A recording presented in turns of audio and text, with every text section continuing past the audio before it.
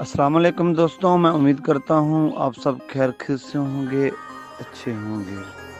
محترم ناظرین، آج میں آپ کو ایک شہر کے بارے میں، ایک ملک کے بارے میں بہت ہی حیران کن حقائق بتانے جا رہا ہوں جو سن کر آپ حیران رہ جائیں گے۔ جی دوستوں، عراق کا نام سنتے ہی ذہن میں ملٹری آپریشن، دہشت گردی اور جنگ آتی ہے، لیکن عراق کی صرف یہ حقیقت نہیں ہے۔ عراق کا شہر بغداد 7ویں صدی سے 12ویں صدی تک دنیا کی سپر پاور تھا اور اپنے دور میں یہ دنیا کا سب سے ماڈل سٹی تھا۔ تاریخی کتابوں سے پتہ چلتا ہے کہ اسے دنیا کا دل بھی کہا جاتا تھا۔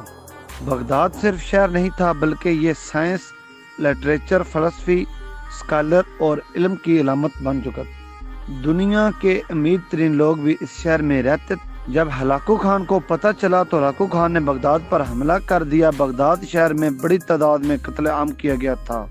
اتنا قتل ہوا کہ کھوپڑیوں کے مینار بنائے گئے، جہاں تک کہ دریائے دجلہ کا پانی خون سے لال ہو گیا تھا۔ اتنی قربانیوں کے باوجود بھی وہ اسلام کو نہیں مٹا سکے، تو آج کے چند لوگ فلسطینیوں پر ظلم کر کے کیسے اسلام کو مٹا سکتے ہیں؟ یہ وہ سرزمین ہے جہاں بہت سے اولیاء کرام اور صحابہ کرام نے اپنے قدم مبارک رکھے ہیں۔ کون سے مقدس مقامات اس شہر میں موجود ہیں جو کروڑوں زائرین اس شہر میں آتے ہیں۔ ایک زمانے میں یہ دنیا کی سپر پاور کیوں تھا اور کیسے زوال آ گیا، اس کے علاوہ بغداد کی وہ حقیقت دکھائیں گے جو آج سے پہلے آپ نے کبھی نہیں دیکھی ہوگی۔ چلیں اب نکلتے ہیں بغداد کے ایک شاندار سفر پر۔ نبی آخر الزماں حضرت محمد صلی اللہ علیہ وآلہ وسلم نے جب مکہ سے مدینہ ہجرت کی اور اسلامی ریاست کی بنیاد رکھی گئی تو اس وقت شام، ایران، عراق اور مصر تاریکی اور جہالت میں ڈوبا تھا، لہٰذا مدینہ سے پھوٹتی ہوئی نور و ہدایت ان علاقوں میں بھی پڑی۔ حضرت عمر فاروق رضی اللہ تعالیٰ عنہ کے دور خلافت تک مدینہ اسلام کا دارالخلافہ رہا۔ اس دور تک رات ایران کی ہے، بے شمار تاریخی شہر فتح ہوئے اور یہاں اسلام کا پرچم لہرایا گیا، لیکن حضرت عمر کے بعد مسلمان حکومت و اقتدار کے لیے آپس میں ہی لڑ پڑے اور خلفائے راشدین کے بعد بنو امیہ نے بادشاہت قائم کر لی۔ انہوں نے پوری اسلامی ریاست کی قیادت اپنے ہاتھوں میں لے لی۔ بنو امیہ نے دمشق کو اپنا دارالخلافہ بنایا اور 7 سالوں تک حکومت کی، لیکن عربوں کے قدیم اموی اور ہاشمی جھگڑے نے زور پکڑ رکھا تھا۔ دوستوں، بغداد جس کو ایک زمانے میں مدینۃ الاسلام بھی کہا جاتا ہے، جس کا مطلب ہے امن کا شہر، اور بغداد فارسی زبان کا لفظ ہے جس کا مطلب ہے اللہ کا دیا ہوا تحفہ۔ بغداد عراق کا دارالحکومت اور عراق کا سب سے بڑا شہر ہے جس کی کل آبادی 81 لاکھ کے قریب ہے۔ اس شہر کا کل رقبہ 204 مربع کلومیٹر ہے۔ یہ عراق کا تاریخی، سیاسی اور ثقافتی مرکز بھی ہے۔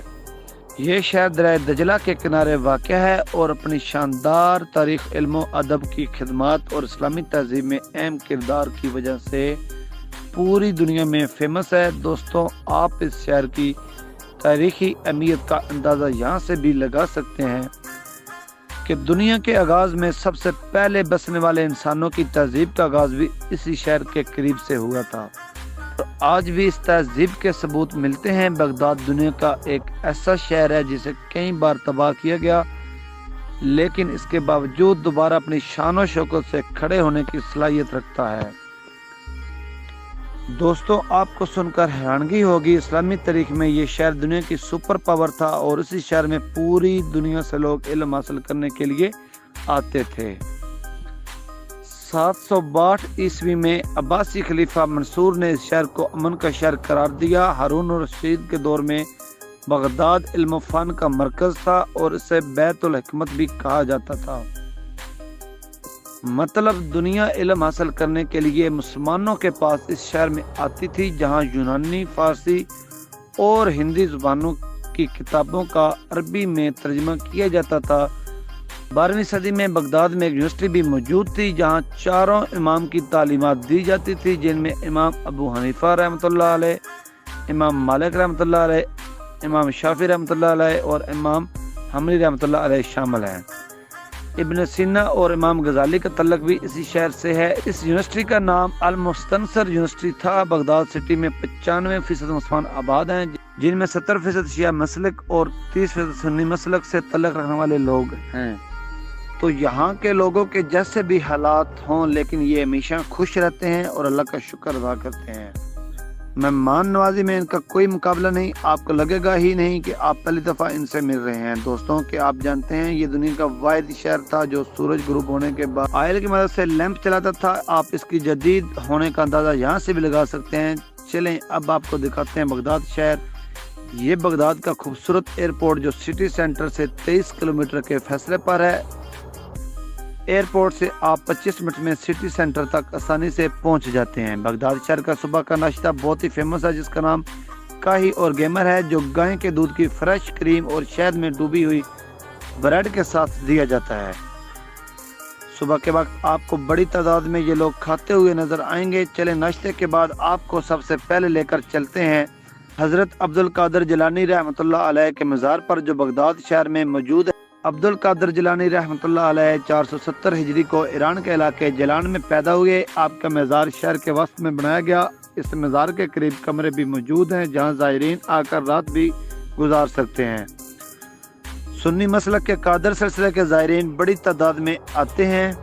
اس کے مینار اور آرکیٹیکچر کی بہت خوبصورت ہے۔ اس مزار کے وسط میں ایک بڑا سین بھی موجود ہے۔ سین سے راستہ آپ کی قبر مبارک تک جاتا ہے۔ اندر بھی نقش و نگار کا کام بہت زیادہ کیا گیا ہے۔ اس کی چھت کو شیشوں کے ٹکڑوں سے تیار کیا گیا ہے۔ مزید دروازے گزرنے کے بعد قبر کو جالیوں سے کور کیا گیا ہے۔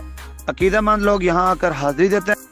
دوستوں بغداد شہر مکمل ایک سیاحتی مقام بن چکا ہے۔ سالانہ 35 لاکھ سے زائد لوگ پوری دنیا سے یہاں گھومنے کے لیے آتے ہیں اور اس قدیم ہسٹری کو دیکھنے کے لیے آتے ہیں۔ ناظرین 1258 بغداد کی تاریخ وہ سیاہ وقت تھا جب یہاں چنگیز خان کے پوتے ہلاکو خان نے خون کی ندیاں بہا دی تھی۔ یہ وہ وقت تھا جب بغداد کو اسلام کا قلعہ مانا جاتا تھا۔ منگولوں نے اسے تباہ و برباد کر دیا۔ 1258 میں ہلاکو خان بغداد کی جانب فوجیں لے کر نکلا، جہاں بیٹھ کر خلیفہ وقت تمام معاملات سنبھالتے تھے۔ یہ فوجیں دریائے دجلہ کے ساتھ ڈیرا لگا کر بیٹھ گئی۔ جنگ کا آغاز ہوا اور منگولوں نے مسلمانوں کو بدترین شکست دی۔ اس جنگ میں 10 لاکھ کے قریب مسلمان مارے گئے۔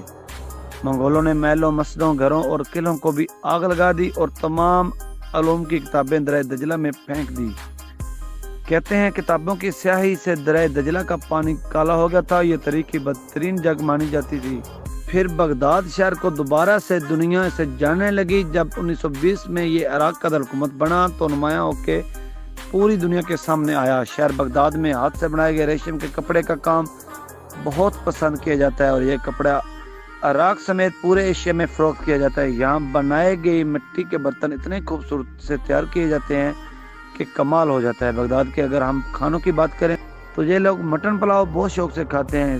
اس کے علاوہ کشوری ورک، قیمے والے رول اور آلو سے بنی ڈشز اور کنافہ بہت پسند کرتے ہیں۔ محترم ناظرین بغداد شہر میں آپ کو عراق کے بہترین ہاسپٹلز ملیں گے جہاں جدید مشینری اور اعلیٰ علاجات بآسانی کروائی جا سکتے ہیں۔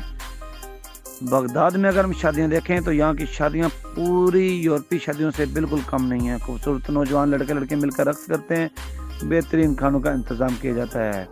جی تو دوستوں یہ تھی ہماری آج کی ویڈیو، اور نئے آنے والے تمام دوستوں سے گزارش ہے کہ ہمارے چینل انفو ٹی وی کو لائک اینڈ سبسکرائب لازمی کریں، نوٹیفیکیشن کو آن رکھیں تاکہ نئے آنے والی ویڈیوز آپ کو ملتی رہیں۔